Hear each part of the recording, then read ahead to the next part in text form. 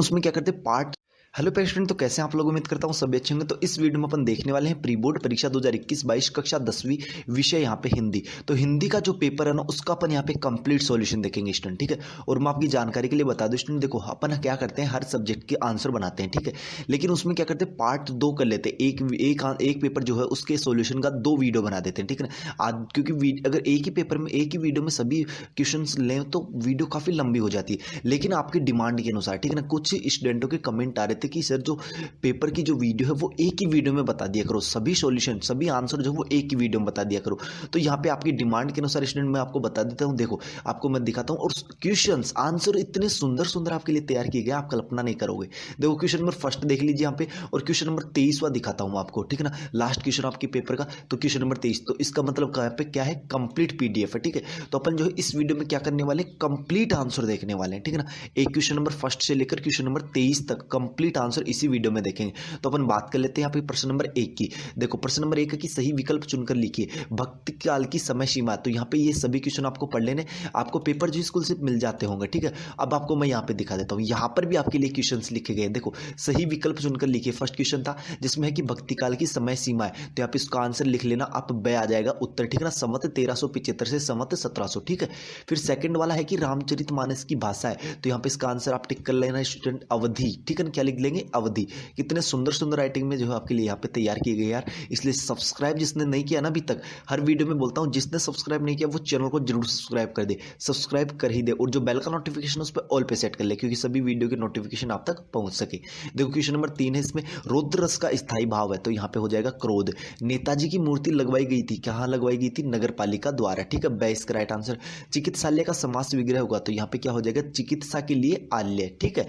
फिर अगला देखो, सांप निकलने पर डरकर भागे भोलेनाथ आकर छिपे, कहाँ छिपे, मैया के आंचल में, ठीक है। तो इसका आंसर ये टिक कर लीजिए। अब क्वेश्चन नंबर सेकंड की बात कर लेते हैं। सेकंड है कि रिक्त स्थान में सही विकल्प चुनकर लिखिए। तो यहाँ पे देखो, विदा के समय माँ को अपनी बेटी पूंजी प्रतीत हो रही थी, तो यहाँ पे इस रिक्त स्थान में क्या आ जाएगा, अंतिम आ जाएगा, ठीक है ना। यहाँ इन दोनों में से आपको एक टिक लगाना है, तो यहाँ पे क्या आ जाएगा, इसका राइट अंतिम आ जाएगा, ठीक है ना। काव्य की शोभा बढ़ाने वाले धर्म अलंकार कहलाते हैं, ठीक है ना। यहाँ पे राइट अलंकार। रमणीयार्थ प्रतिपादक शब्द है काव्यम, आचार्य विश्वनाथ की परिभाषा है, किसकी परिभाषा है ये, आचार्य विश्वनाथ की। आत्मकथा में लेखक स्वयं के जीवन का वर्णन करता है, तो यहाँ पे क्या हो जाएगा, स्वयं के जीवन का, ठीक है। तो इस प्रकार जो इसके आंसर आप देख सकते हैं। और हाँ, अगर इसकी पीडीएफ चाहिए तो पीडीएफ वो भी आपको बिल्कुल मिलेगी, पीडीएफ भी मिलेगी, बिल्कुल बेफिक्र रहिए। देखो क्वेश्चन नंबर 3 की बात करते हैं, सही जोड़ी बनाई, मिलान करना है। तो आप जो है मिलान जब करोगे ना, तो छाया मत छूना, इसका मिलान करना आपको, गिरिजा कुमार माथुर, पृथ्वीराज रासो, ये एक महाकाव्य है, ठीक है ना। आपको मैं देखो क्वेश्चन दिखाता हूँ यहाँ पे, ये वाला क्वेश्चन आपका कौन सा, क्वेश्चन नंबर 3 जो है मिलान वाला ये रहा, ठीक है ना। कौन सा, ये रहा। तो आपको छाया मत छूना, इसको क्या कर लाना है यहाँ पे, तो यहाँ पे आप देख सकते हो गिरिजा कुमार माथुर, ठीक है। पृथ्वीराज रासो ये एक महाकाव्य है, तो यहाँ पे इसका आंसर आप देख सकते हो, ठीक है ना। इस प्रकार से आपको आंसर, ये इसके सामने आंसर है इनके, ठीक है। तो आप इनका अपने नोटबुक जो आंसर करो उसमें ऐसे कैसे लिख लेना, जैसे यहाँ पे लिखा हुआ है ना, वैसे की वैसे ही आपको लिख लेना है, ठीक है ना। इतने सुंदर आपके लिए जो है यहाँ पे तैयार किए गए कि आपको वैसे के वैसे लिख लेना, आपको बिल्कुल भी यहाँ पे दिक्कत नहीं लेनी है। देखो अगले क्वेश्चन की बात करते हैं, क्वेश्चन नंबर 4 है कि एक वाक्य में उत्तर लिखिए, ठीक है ना। विश्व के सकल जन कैसे हो रहे हैं, तो यहाँ पे इसका राइट आंसर कर लेना, गर्मी से परेशान हो रहे हैं। तृप्त धरा सांकेतिक अर्थ क्या है, तो इसका आंसर लिख लेना आप, दुखों से पीड़ित धरती। वर्ण मात्रा यति आदि से नियोजित शब्द रचना को क्या कहते हैं, तो यहाँ पे इसका आंसर हो जाएगा छंद। चौपाई छंद में कुल कितनी मात्राएं होती हैं, तो इसका आंसर लिख लेना, प्रत्येक 4 चरणों में 16-16 मात्राएं, ठीक है स्टूडेंट। नेताजी की मूर्ति कितनी ऊंची थी, तो यहाँ पे इसका आंसर लिख लेना 2 फुट। उपासना करने वाले क्या कहलाता है, तो यहाँ पे लिख लेना इसका उपासक, ठीक है। हिंदी का पहला आंचलिक उपन्यास कौन सा माना जाता है, तो मेला आंचल, ठीक है। फिर यहाँ पे आ गया सत्य असत्य वाला, तो राजा का धर्म है कि प्रजा को ना सताए, बिल्कुल सत्य बात है। खंड काव्य मुक्त काव्य का एक भेद असत्य बात है भैया। कहानी उपन्यास की अपेक्षा छोटी होती है, बिल्कुल सही बात है। प्राचीन भारत में स्त्रियां अत्यंत विदुषी थी, सत्य बात है। सिद्धार्थ स्वस्थ है, विधिवाचक वाक्य सत्य है।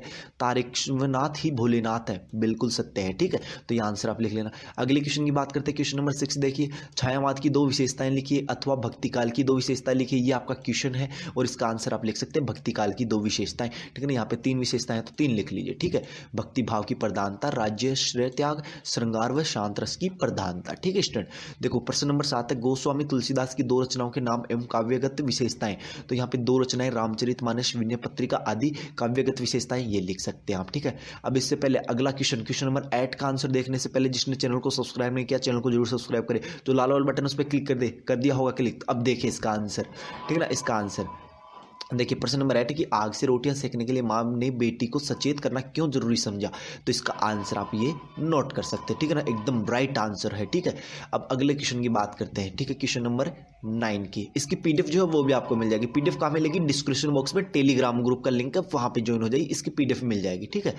देखो यहाँ पे है प्रश्न नंबर 9, छंद किसे कहते हैं, छंद के प्रकार। अब यह कुछ स्टूडेंट कहते हैं कि भैया आप पीडीएफ नहीं देते, टेलीग्राम ग्रुप पे मैसेज पे मैसेज। अरे भैया वहां पे पीडीएफ अपलोड हो चुकी होती है, आपको देखना कहाँ होता है, आप जो है बाई टू पॉइंट अपने ग्रुप का जो लोगो है उस पर क्लिक कीजिए, ठीक है ना। उस पर क्लिक जैसे ही करोगे तो आपके जो ऑप्शन मीडिया ऑप्शन वो खुल जाएंगे। तो मीडिया पे जाओगे तो वहां पे जो है आपको मीडिया, ठीक है ना, उसके बाद में फाइल, तो फाइल पे जैसे जाओगे तो पीडीएफ मिल जाएगी। अगर किसी की पेपर की फोटो चाहिए तो आप मीडिया पे जा सकते हो, ठीक है। अब यहाँ पे क्वेश्चन नंबर 9 का आंसर आप देख सकते हो कि छंद किसे कहते हैं, छंद के प्रकार, तो ये आप इसका आंसर देख सकते हो, ठीक है। और चैनल को जिसने सब्सक्राइब नहीं किया वो चैनल को जरूर सब्सक्राइब कर दे, ठीक है। चैनल सब्सक्राइब करने में कोई कंजूसी नहीं करेगा यार, इसलिए कहते हैं आपको बार बार, क्योंकि आपका एक सब्सक्राइब हमारे लिए मोटिवेशन का काम करता है, तो इस मोटिवेशन को जरूर बनाए रखें, ठीक है। सब्सक्राइब भी तो करना होता है, जो लाल वाला बटन उस पर क्लिक करना होता है तो क्लिक कर दिया करो यार। प्रश्न नंबर 10 देखो, ठीक है ना, आख्यानक गतिया से क्या तात्पर्य है, उदाहरण सहित समझाइए, ठीक है। तो ये आप इसका आंसर नोट कर सकते हो। इसी प्रकार प्रश्न 11 का आंसर देख लीजिए आप, जल्दी से इसका स्क्रीनशॉट लेना चाहो तो स्क्रीनशॉट भी ले सकते हो, आपके ऊपर डिपेंड है। देखो प्रश्न नंबर 12 है, मनु भंडारी की साहित्य की प्रमुख विशेषताएं। तो इसका आंसर आप ये लिख सकते हो, ठीक है। पेपर तो आप सभी के पास होना चाहिए, ठीक है ना, पेपर होगा, स्कूल से मिल जाता है आपको, ठीक है। अब प्रश्न नंबर 13 देखिए, वास्तविक अर्थों में संस्कृत व्यक्ति किसे कहा जाता है। तो इसका आंसर आप ये लिख लीजिए। प्रश्न नंबर 14 देखिए, समास की परिभाषा उदाहरण सहित लिखिए उत्तर। तो इसका आंसर आप उत्तर देख सकते हैं। समास की परिभाषा, जब 2 या 2 से अधिक पदों के मिलने से एक नए शब्द की रचना होती है तो इस मिलने की प्रक्रिया को समास कहते हैं, जैसे प्रतिदिन यथाशक्ति। 15 जो क्वेश्चन है वो देखिए, जॉर्ज पंचम की लाट की नाक लगने वाली खबर के दिन अखबार बार क्यों चुप थे, ठीक है ना। तो इसका जो है आंसर आप देख सकते हो यहाँ पे स्टूडेंट। इसी वीडियो में कंप्लीट आंसर देखने वाले हैं अपन क्वेश्चन नंबर 23 तक, इसलिए यार कहता हूँ चैनल को जरूर सब्सक्राइब करना, क्योंकि इसका पार्ट 2 आपके लिए नहीं तैयार किया जाएगा, पार्ट 1 में ही आपके कंप्लीट आंसर बता दिया जाएगा, ठीक है। और हाँ, किसी भी पेपर को लेकर आपको चिंता नहीं करनी है, ऑल पेपर्स विद सॉल्यूशन आपको इसी चैनल पे बताए जाएंगे। देखो प्रश्न नंबर 16 का आंसर देख सकते हो कि मात्रिक छंद एवं वर्णिक छंद में अंतर लिखिए। तो यहाँ पे देख सकते हो मात्रिक छंद और फिर ये वर्णिक छंद, दोनों में अंतर हो गया ना। ये मात्रिक छंद के बारे में लिख देना और फिर ये किसके बारे में, वर्णिक छंद के बारे में। अगला देखो प्रश्न नंबर 17, लोकोक्ति और मुहावरे में कोई 3 अंतर। तो लोकोक्ति में 3 अंतर ये हो गए और मुहावरे के 3 अंतर ये हो गए, ठीक है ना। इसका आंसर आप देख सकते हो, जल्दी से इसका स्क्रीनशॉट ले लीजिए। अब प्रश्न नंबर 18 देखो, उपयुक्त गद्यांश का उचित शीर्षक लिखिए। गद्यांश का शीर्षक देश प्रेम, ठीक है ना। तो यहाँ पे गद्यांश का शीर्षक क्या है, देश प्रेम। वो गद्यांश आपको पेपर में मिलेगा ना, उसको पढ़ोगे तो गद्यांश का शीर्षक है देश प्रेम। फिर यहाँ पे उसमें सेकंड क्वेश्चन पूछा कि देश के प्रति समर्पण भाव कब जागृत होता है। तो इसका आंसर आप गद्यांश में देखकर ये लिख सकते हो। उपयुक्त गद्यांश का सारांश लिखना है तो सारांश भी आप यहाँ पे लिख सकते हो, ठीक है। अब प्रश्न नंबर 19 की बात करते हैं कि आपके विद्यालय में मनाए जाने वाले सांस्कृतिक समारोह पर एक अनुच्छेद लिखिए। तो यहाँ पे इस पर क्या हो गया, या एक अनुच्छेद हो जाएगा, ठीक है। अब प्रश्न नंबर 20वां देखो, छायागत फिर जीवित संदर्भ यहाँ पे लिखना है। तो आपको यहाँ पे लिख सकते हो इसकी प्रसंग व्याख्या करनी है, ठीक है ना। सह प्रसंग क्या करनी है, इसकी व्याख्या करनी है यहाँ पे। तो यहाँ पे इसका उत्तर देख सको, सबसे पहले आपको संदर्भ लिखनी है, फिर प्रसंग लिखनी है, फिर इसका क्या लिख देना है, यहाँ पे भावार्थ लिख देना है, ठीक है। तो इस प्रकार जो आपको पूरे में से इसमें पूरे नंबर मिलेंगे, ठीक ना। और 80/80 नंबर का टारगेट अपन लेकर चल रहे हैं, तो वो आपको डेफिनेटली मिलेंगे, ठीक है। देखो प्रश्न नंबर इसकी बात करते हैं, मूर्ति संगमरमर प्रयास था। तो इसकी भी आपको सह प्रसंग यहाँ पे व्याख्या करनी है। तो सबसे पहले संदर्भ लिखना है कि यह गद्यांश हमारी पाठ्य पुस्तक के नेताजी का चश्मा पाठ से लिया गया, इसके लेखक स्वयं प्रकाश है। फिर इसको आपको प्रसंग लिखनी है कि इसमें क्या बताया गया। तो आप लिखोगे कि यहाँ पर कस्बे के मुख्य चौराहे पर लगाई गई नेताजी सुभाष चंद्र बोस की प्रतिमा के बारे में बताया गया। फिर इसकी आपको व्याख्या लिख देनी है यहाँ पे, ठीक है। कंप्लीट इसका आंसर हो जाएगा। अगले क्वेश्चन की बात करते हैं, प्रश्न नंबर 22 देखिए, सचिव माध्यमिक शिक्षा मंडल भोपाल को कक्षा 10वीं की अंक सूची की द्वितीय प्रति मंगवाने हेतु हेतु आवेदन पत्र लिखिए। तो यहाँ पे उसका आवेदन पत्र इस प्रकार से हो जाएगा, ठीक है। प्रति श्रीमान सचिव महोदय, माध्यमिक शिक्षा मंडल भोपाल मध्य प्रदेश। विषय क्या है? अंक सूची की द्वितीय प्रति मंगवाने हेतु। फिर महोदय सविनम्र नम्र निवेदन है कि मेरी कक्षा 10वीं बोर्ड के अंक सूची खो गई है। मैंने यह परीक्षा सन 2019 में दी थी। मुझे अंक सूची की द्वितीय प्रति भेजने का कष्ट करें, इसलिए निर्धारित शुल्क 150 का बैंक ड्राफ्ट आपके नाम से भेज रही हूँ। मुझसे संबंधित जानकारी निम्नानुसार है। नाम है, पिता का नाम, परीक्षा के अंदर अनुक्रमांक नियमित, ये आप लिख सकते हो। चाहो तो आप अपने फ्रेंड्स वगैरह का नाम भी लिख सकते हो यहाँ पे।